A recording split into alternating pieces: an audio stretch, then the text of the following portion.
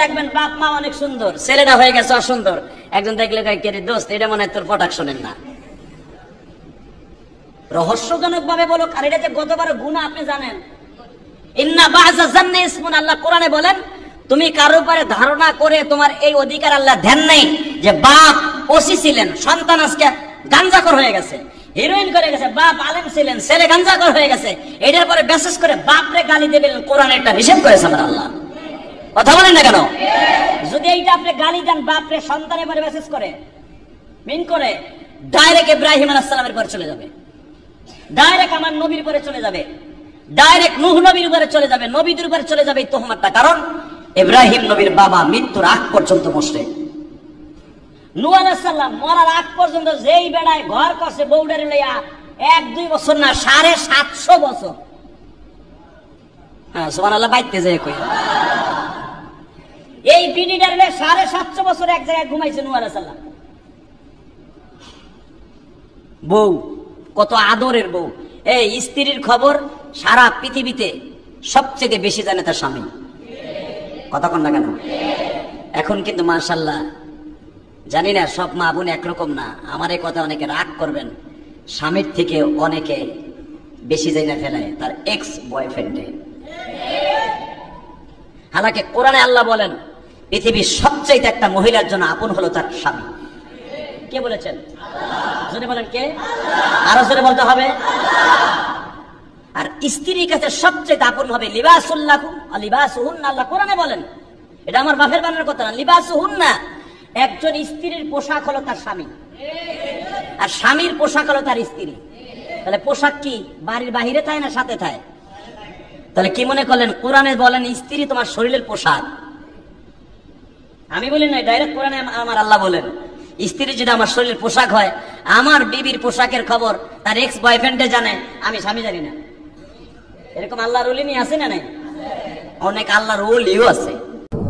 তাবিজের বিষয়ে আমরা যে মতটিকে সবচেয়ে বেশি শক্তিশালী এবং বিশুদ্ধ মনে করি ধর্মের দিক থেকে, সেটি হলো যদি কোরআন কারীমের কোনো আয়াত দিয়ে তাবিজ লেখা হয়, হাদিসে বর্ণিত কোনো দোয়া লেখা হয়, কোরআন কারীমের কোনো আয়াত যদি লেখা হয়, তাহলে সেক্ষেত্রে এই তাবিজ মানুষের শরীরে ধারণ যদি কেউ করে এবং তার বিশ্বাস যদি থাকে যে আল্লাহ রাব্বুল আলামিন আরোগ্য দাতা, আল্লাহর কালাম, এটির মাধ্যমে আমি আরোগ্য লাভের চেষ্টা করছি, আশা করছি শুধুমাত্র, তাহলে সেক্ষেত্রে এই তাবিজকে ইমাম ইবনে তাইমিয়া রাহিমাহুল্লাহ সহ অনেক উলামায়ে কেরাম জায়েজ বলেছেন, এটিকে আমরা জায়েজ মনে করি। তবে সুন্নাহ এবং নবী করিম সাল্লাল্লাহু আলাইহি সাল্লামের যে পন্থার কথা আমরা জানি সেটি কিন্তু এটি নয়। অর্থাৎ নবী করিম সাল্লাল্লাহু আলাইহি সাল্লাম কখনো তাবিজ ধারণ করেননি, কাউকে দেননি, কাউকে দিতে বলেননি। কোরআনে কারীম শেফা হিসেবে এসেছে এবং নবী আলাইহিস সালাম কোরআনে কারীমকে সেটাকে তিনি শেফা হিসেবে গ্রহণ করেছেন, কিন্তু তার পদ্ধতিটা ছিল ঝাড়ফুঁক। অতএব সুন্নাহ হলো ঝাড়ফুঁকের পদ্ধতিতে যাওয়া, তাবিজ এটি সুন্নাহ নয়। আর আমাদের দেশে তাবিজের সবচেয়ে বড় অংশ হলো সাংকেতিক চিহ্ন দিয়ে লেখা, ফেরাউন, হামান, নমরুদ, এই সমস্ত শব্দ নাম এগুলো লিখে লিখে তাবিজ লেখা।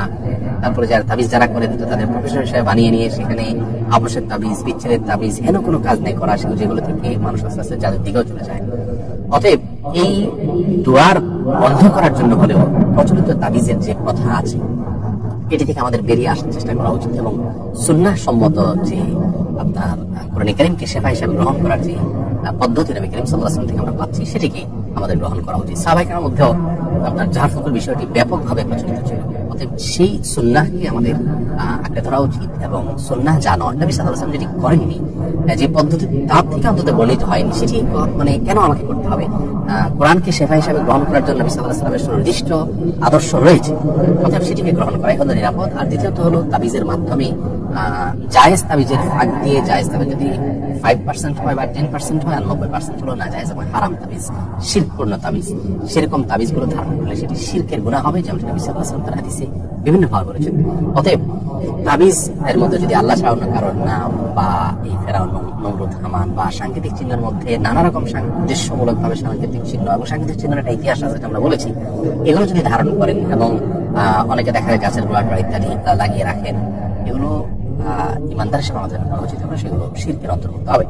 হিন্দুদের মধ্যেও প্রচলিত এই কথার মাদুলি এটা প্রচলিত আছে। অতএব কোরআনকে নবী করিম সাল্লাল্লাহু আলাইহি ওয়াসাল্লাম যেভাবে আমরা সেভাবে হিসেবে গ্রহণ করব। তাবিজ এটা একটা অনেক লোকের এটা একটা তাবিজ দেওয়া এটা ব্যবসায় পরিণত হয়েছে, এটা একটা পেশায় পরিণত হয়েছে, এবং পেশা এবং পয়সার তাগিদে আপনার হেন কোনো অপকর্ম নাই যেটি তাবিজের ব্যবসায়ীরা তারা করেন।